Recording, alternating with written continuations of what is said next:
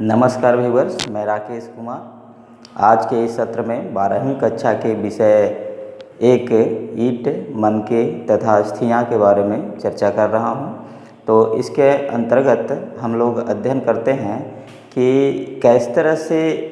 हमारे भारत की जो संस्कृति थी, जो प्रथम संस्कृति थी हड़प्पा सभ्यता या सिंधु घाटी की सभ्यता, उसके बारे में कैसे वहाँ पर समृद्धियाँ प्राप्त की गई और किस आधार पर वहाँ के लोगों ने नगर विकास, नाली की व्यवस्था और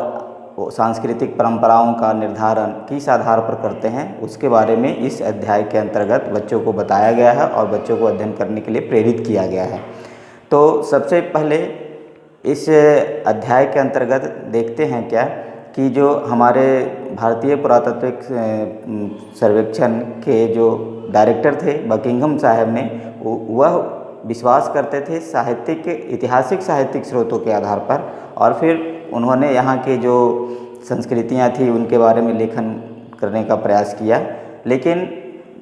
जॉन मार्शल साहब ने उसमें बदलाव लाया और जो पुरातात्विक खोदाई के क्रम में जो पुरातात्विक स्रोत मिले, साक्ष्य मिले, उसके आधार पर उन्होंने किया। लेकिन वो क्षैतिज गति से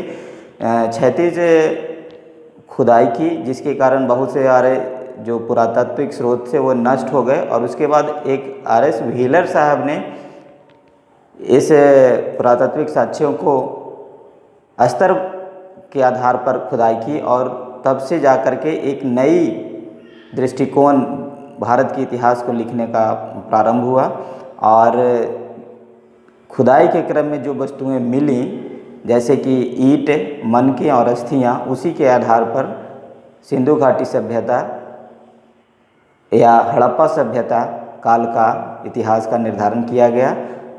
2600 ईस्वी पूर्व से 1900 ईस्वी पूर्व के बीच इस सभ्यता का समय माना जाता है, इस सभ्यता का काल माना जाता है। लेकिन इस क्रम में जो आर्थिक क्रियाएं हुई, एक दूसरे के साथ व्यापार हुआ, तो उसका जो हम लोग अध्ययन करते हैं तो इन पुरातात्विक साक्ष्यों के आधार पर करते हैं। और इस चैप्टर के अंतर्गत, इस अध्याय के अंतर्गत 12वीं कक्षा के छात्रों को यही बताने का प्रयास किया गया है कि किस तरह से इनकी जो साक्ष्य है और जो प्राप्त हुए हैं और किस परिस्थिति में वो पड़े हुए थे, और उनकी जो कार्बनिक डेटिंग से जो समय का निर्धारण किया गया, तो उस समय के काल में किस तरह से लोग अपना जीवन बसर करते थे या जीवन यापन करते थे, और किस तरह से लोग सामाजिक संस्कृतियों को, अपनी परंपराओं को बनाए रखने में सक्षम थे। इस साक्ष्यों के आधार पर कल्पना करते हुए इतिहासकारों ने भारतीय संस्कृति की जो प्रथम संस्कृति थी हड़प्पा सभ्यता या सिंधु घाटी की सभ्यता, उसके बारे में विस्तार से इस चैप्टर के अंतर्गत बताया गया है। तो हम इस वीडियो के माध्यम से यह बताना चाह रहे हैं बच्चों को कि इस चैप्टर में मुख्य जो ईंट हैं, मनके हैं और अस्थियों हैं, जो साक्ष्य के रूप में मिले, और उन्हीं को कल्पना के आधार पर हड़प्पा सभ्यता के बारे में बताया गया है। और यदि विस्तार से वीडियो बनाया जाए तो वो कम से कम 35 से 40 मिनट का होगा, जो बड़ा वीडियो हो जाने के कारण देखने में असहज महसूस होता है।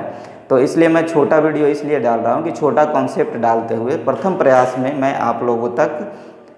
नोट्स और जो पाठ्य सामग्री है वो उपलब्ध करा सकूं। डिस्क्रिप्शन बॉक्स में आपको लिंक के माध्यम से PDF फाइल में आपको प्राप्त हो जाएंगे, और जो प्रश्न उत्तर अभ्यास में दिए गए हैं उसको आप तक पहुंचाने का मेरा प्रथम प्रयास है। और द्वितीय प्रयास में मैं छोटा टॉपिक बना करके, और जो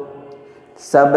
जिसको अनुच्छेद वाइज कहा जा सकता है, उसको मैं आगे बताने का प्रयास करूँगा। लेकिन प्रथम प्रयास में मैं आप लोगों तक पाठ्य सामग्री और जो नोट्स जिसको कहते हैं, नोट्स दे दूं आपको, और फिर आगे के क्रम में मैं छोटे वीडियो बना करके आपके समक्ष पूरे डिटेल से बता सकूं। और उस आधार पर आप 12वीं की परीक्षा तो पास करेंगे ही करेंगे, अब प्रतियोगिता के परीक्षाओं में भी उसमें प्राप्त करने में आपको बहुत लाभ मिलेगा। और इसका यदि अध्ययन करते जाएंगे तो आप उसको रुचिकर तरीके से आगे अपने जीवन में ला सकते हैं। तो इस तरह से देखा जाए तो मैं छोटा बोर्ड वीडियो बनाने का ही प्रयास किया हूँ कि बकिंघम से साहब के द्वारा, जो इंग्लैंड के थे, भारतीय इतिहास में उतना रुचि नहीं रखते थे, लेकिन उन्होंने साहित्यिक स्रोत के आधार पर इतिहास का लेखन किया, तो वह हमारी जो परंपरा थी उसको निम्न स्तर का दिखाते थे कि क्योंकि वो लोग समझते थे कि पूर्वी जो एशियाई के देश हैं वह हमारी सभ्यता से विकसित होकर के आए हैं, लेकिन ऐसा नहीं था। हमारा जो पूर्वज था, हम लोगों का जो पूर्वज था, वो उनकी सभ्यता से पहले विकसित हुई थी। जैसा कि हमें साक्ष्य में प्राप्त होते हैं कि जो कुछ वस्तुएं मेसोपोटामिया में जो उपयोग में लाए गए थे, उन वस्तुओं का यहाँ भी साक्ष्य प्राप्त हुआ, मुद्राएं जो प्राप्त हुए हैं, और उन मुद्राओं के आधार पर हम लोग अध्ययन करते हैं तो पाते हैं कि यहाँ से वस्तुएं वहाँ पे व्यापार के माध्यम से जाती होगी और वहाँ से मुद्रा जो थी वो यहाँ आता होगा, और इस क्रम में दोनों स्थल पर से जो एक समान जो सामग्री उपलब्ध हुई है या प्राप्त हुई है पुरातात्विक साक्ष्यों के माध्यम से, तो हम लोग निष्कर्ष निकालते हैं, इतिहासकारों के द्वारा यह निष्कर्ष निकाला जाता है कि यह दोनों जो सभ्यताएं थी लगभग समकालीन सभ्यताएं थी, या फिर मेसोपोटामिया का जो पूर्ववर्ती का समय था उस समय चरम सीमा पे हमारी संस्कृति थी, हड़प्पा संस्कृति थी। तो इस आधार पर यह हम लोग मानते हैं। मार्शल साहब ने खुदाई के क्रम में जो पुरातात्विक स्रोत प्राप्त हुए उसके आधार पर इतिहास लेखन किया, लेकिन उस क्रम में क्षैतिज गति से जब उसकी खुदाई हुई तो बहुत सारी वस्तुओं का विनाश हो गया या नष्ट हो गया, जिससे हम लोग सही अनुमान नहीं लगा पाए। लेकिन व्हीलर साहब ने जब उनका जो विन्यास स्तर पर उनकी खुदाई की तो स्तर बाय स्तर, समय बाय समय का जो इतिहास पता चला, और बाद में इन्हीं नई तकनीकी के आधार पर रखालदास बनर्जी और राव साहब ने इतिहास का लेखन प्रारंभ किया। और जैसे कालीबंगा, लोथल और इससे संबंधित जो स्थल थे हरियाणा में जो हैं, उन रोपड़, इन जगहों से जो खुदाई हुई और खुदाई के क्रम में ईंट, मनके और जो अस्थियां प्राप्त हुई उसके आधार पर इतिहास का लेखन किया गया। तो उससे भारतीय इतिहास में एक बदलाव आया कि जो हमारी नैतिक जो स्थिति थी उसमें अब लोगों को विश्वास होने लगा कि नहीं, हमारा जो पूर्वज था वह पूर्व में बहुत अच्छी संस्कृतियों का विकास करते हुए आगे बढ़ा, और इस आधार पर हमारी जो सभ्यता थी और संस्कृति थी वो आगे बढ़ते गई और वहीं से उसका विस्तार होता चला गया।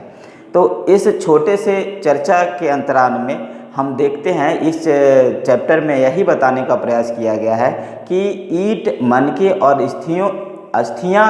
की सहायता से कैसे हम हड़प्पा संस्कृति और सिंधु घाटी संस्कृति का अध्ययन करते हैं, इनके बारे में विस्तार से चर्चा की गई है। मैं छोटा कॉन्सेप्ट आपको दे रहा हूँ, लेकिन वह सार गर्भित है, और जब कंटेंट्स, जो विषय कंटेंट्स आप पढ़ेंगे और जिसको आप नोट्स भी कह सकते हैं, और जो पुस्तक से संबंधित जो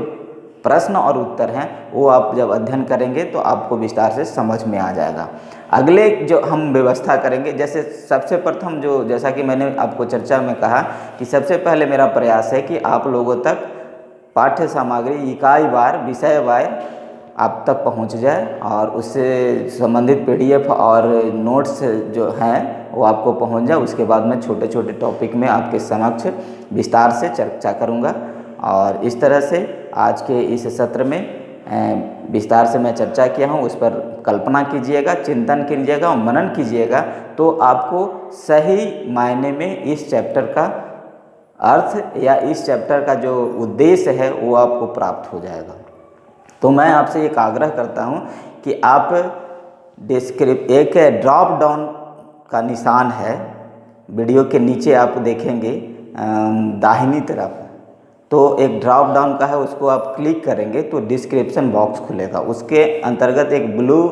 या नीले रंग का लिंक है लिखा हुआ है, उसको आप जब छुएंगे, टच करेंगे तो आपको PDF नज़र आएगा। उस PDF पर जाएंगे, खुलेगा, उसको डाउनलोड कर लेंगे तो वो आपको नोट्स ऑफलाइन माध्यम से भी प्राप्त रहेंगे। समझ गए? तो इस तरह से आप करके आप अपने नोट्स को प्राप्त कर सकते हैं। तो चलिए आज के इस सत्र में इतना ही। धन्यवाद।